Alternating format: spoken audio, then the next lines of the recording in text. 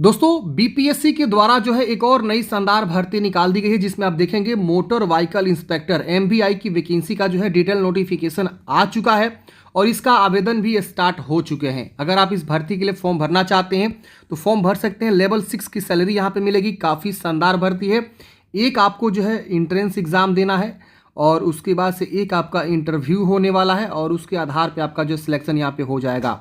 तो काफ़ी शानदार भर्ती है। अब देखेंगे बीपीएससी के द्वारा जो है पिछले कई दिनों से जो है लगातार अलग अलग विभागों में वैकेंसी जो है आपको निकाली जा रही है। अभी आप देखेंगे तो बीपीएससी के द्वारा जो है कल के डेट में 2 नोटिस आया हुआ है जिसमें आप देखेंगे तो एक तो आपका एमवीआई की वैकेंसी है, दूसरा आप देखेंगे तो वाइस प्रिंसिपल की वैकेंसी है। जितने भी आईटीआई इंस्टीट्यूट है गवर्नमेंट के उसमें आपकी वैकेंसी देखने को मिलेगी। इसी कड़ी में आप देखेंगे तो आपका जो है एक सिस्टम एनालिसिस्ट की वैकेंसी निकाली गई है। स्टेट जो पॉल्यूशन कंट्रोल बोर्ड है उसके अंतर्गत, इसी के अंतर्गत आप देखेंगे तो 71 का जो है वैकेंसी आपकी चल रही है। इसमें जो है 1200 से ज़्यादा पदों बहाली निकाली गई है। इसके अलावा देखेंगे तो डिस्ट्रिक्ट स्टैटिस्टिकल ऑफिसर या असिस्टेंट डायरेक्टर की बहाली यहाँ पे निकाली गई है। इसके अलावा असिस्टेंट इंजीनियरिंग की अभी हाल ही में कुछ दिन पहले वैकेंसी यहाँ पे निकाली गई। इसका रिटर्न एग्जाम को लेकर भी अपडेट यहाँ पे आया हुआ है।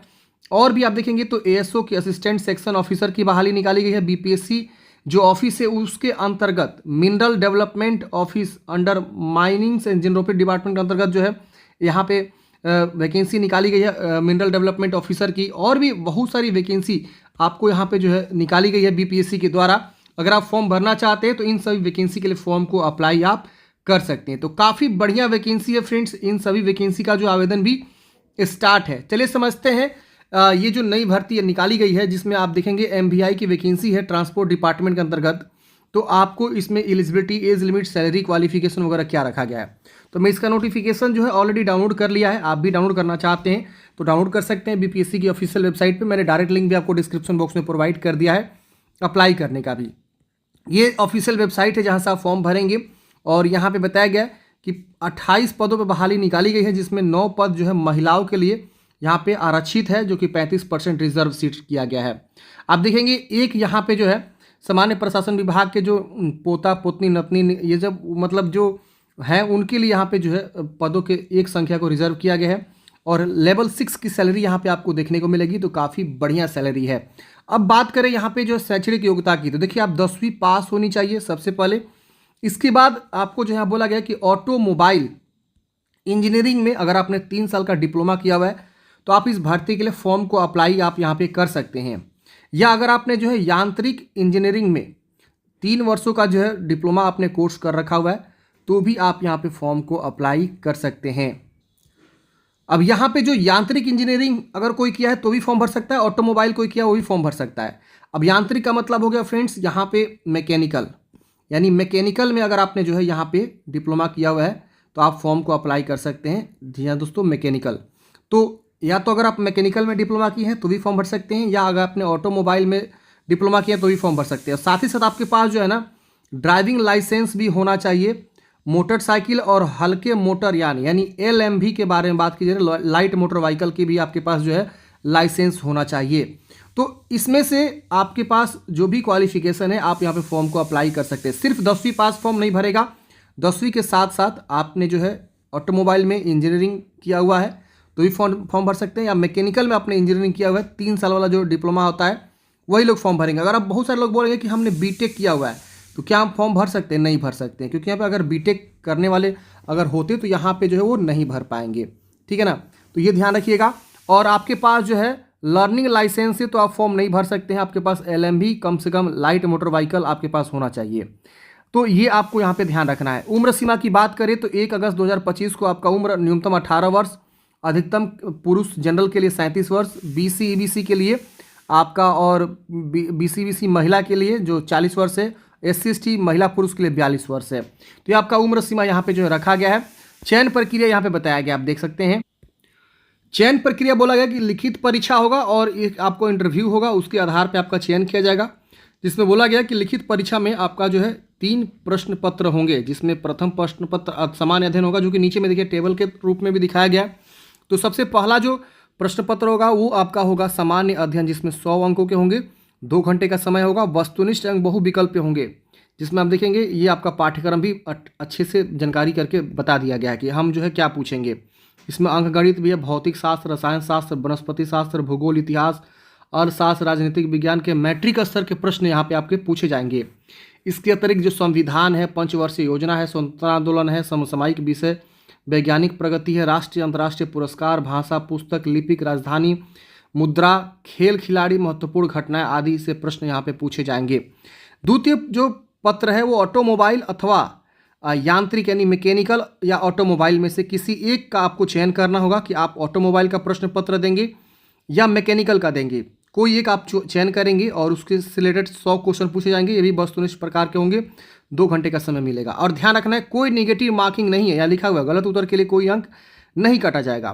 तीसरा होगा मोटर वाहन नियमावली के अंतर्गत क्वेश्चन पूछे जाएंगे। 100 प्रश्न होंगे। 2 घंटे का समय। वस्तुनिष्ठ एवं बहुविकल्प होंगे, यानी बिहार मोटर वाहन नियमावली 1992, मोटर वाहन नियमावली 1988 और केंद्रीय वाहन नियमावली 1989 से जो क्वेश्चन आपके पूछे जाएंगे। तो ये आपके जो है आसान सा जो है सिलेबस भी दिया गया है और चयन का प्रक्रिया डिटेल में यहाँ पे समझाया गया है।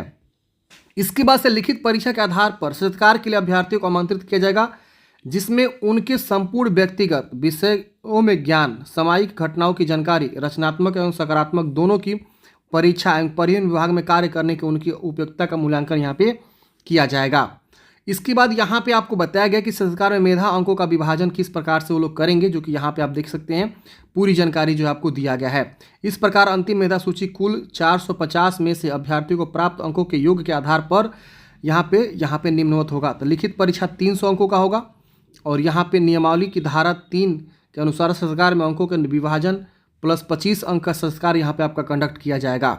इसके बाद यहाँ पे लिखित परीक्षा में सफल अभ्यर्थियों को साक्षात्कार में उपस्थित होना अनिवार्य होगा, अन्यथा अंतिम मेधा सूची उन्हें वर्चित कर दिया जाएगा। तो ये आपको महत्वपूर्ण जानकारी है, आप यहाँ पे देख सकते हैं।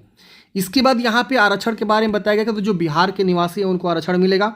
जो अदर स्टेट से वो भी फॉर्म भर सकते हैं, लेकिन उनको यहाँ पे जो है रिजर्वेशन नहीं मिलेगा, उनको जनरल में फाइट करना होगा। और जनरल का कट ऑफ आप सबको पता है हाई जाता है, तो थोड़ा सा आपको मेहनत अच्छा करना होगा। SC/ST की बात करें तो यहाँ पे अगर आप SC/ST से फॉर्म भरना चाहते हैं तो आपके पास जाति प्रमाण पत्र, निवास प्रमाण पत्र होना चाहिए। अगर कोई BC EBC से फॉर्म भरता है तो क्रिमिनल रहित प्रमाण पत्र यानी जो है NCL आपको जो है होना चाहिए। NCL नॉन क्रिमिनल जो सर्टिफिकेट होता है वो आपके पास होना चाहिए। ये बहुत ही ज़रूरी है। अगर आपके पास नहीं है NCL तो आप फॉर्म यहाँ पे नहीं भर पाएंगे। इसके बाद यहाँ पे आरक्षण का दावा करने वाले जो भी विवाहित महिला हैं, उनका जो जाति है या अस्थायी निवास है या क्रिमिनल है, वो प्रमाण पत्र उनके पिता के नाम एवं पिता के स्थायी पता से निर्गत होना चाहिए, न कि उनके पति के नाम और पता से निर्गत होना चाहिए। तो ये ध्यान रखना है, जो भी महिला है विवाहित, उनका जो जाति है या जो निवास है या जो क्रिमिनल रहित प्रमाण पत्र है, उनके पिता के नाम एवं पिता के स्थायी पता से निर्गत वो लोग करवाएंगे तो उनको जो है यहाँ पे रिजर्वेशन मिलेगा। अब कैटेगरी वाइज यहाँ पे आपको जानकारी दिया गया किसको क्या आरक्षण का यहाँ पे कोड है, आप यहाँ पे देख सकते हैं। कोटि का कोड यहाँ पे बताया गया है। अब यहाँ पे बात करते हैं कुछ और इन्फॉर्मेशन के बारे में, जैसे कि यहाँ पे फॉर्म भरने के लिए आपको जो है आवेदन शुल्क क्या देना होगा। तो देखिए यहाँ पे सामान्य अभ्यर्थी के लिए 750 रुपये है, SC/ST के लिए 200 रुपये है और सभी अनारक्षित और आरक्षित महिला वर्ग के उम्मीदवारों के लिए 200 रुपये। मतलब अगर वो जनरल से कोई आती हैं, भले वो किसी भी कैटेगरी से आती हो, महिला है फीमेल है, तो वो यहाँ पे फॉर्म भरेंगी तो उनको जो 200 रुपये आवेदन शुल्क लगेगा। बाकी सभी उम्मीदवारों के लिए 750 रुपये आवेदन शुल्क लगेगा। जो कि अदर स्टेट से हैं उनको भी 750 रुपये है। फॉर्म आपका जो है 10 जून से आवेदन स्टार्ट हो गया है, 3 जुलाई तक चलने वाला है। और देखिए इसके लिए फॉर्म भरने के लिए आपको सबसे पहले OTR करना होगा, वन टाइम रजिस्ट्रेशन। मैंने जो इसके ऊपर ऑलरेडी एक वीडियो बनाया हुआ है, वो वीडियो नहीं देखे तो देख लीजिएगा। पहले आपको OTR करना होगा BPSC की वेबसाइट पे और फिर उसके OTR के आधार पे आपको जो है फॉर्म को अप्लाई करना होगा। OTR करते समय आपको जो है अपना personal information, address information, other information, qualification, experience, upload photo signature करना होगा और फिर आपको फॉर्म को कंप्लीट करना होगा। तो ये OTR का प्रोसेस है। वीडियो का लिंक मैंने डिस्क्रिप्शन बॉक्स में दे दिया कि OTR कैसे करेंगे, वो वीडियो देख लीजिएगा। OTR करके प्रोफाइल को लॉक करना होता है और फिर एडवर्टाइजमेंट के लिए फॉर्म को अप्लाई करना होता है। और यहाँ पे लाइव फोटो खींची जाती है OTR के समय और फॉर्म भरते समय। तो ये पूरा प्रोसेस है, आप देख लीजिएगा एक बार। और ये वैकेंसी के लिए अगर आप एलिजिबल हैं तो फॉर्म को जरूर अप्लाई कर लीजिएगा। मिलते हैं फ्रेंड्स किसी नेक्स्ट वीडियो में। जय हिंद, आपका दिन शुभ हो।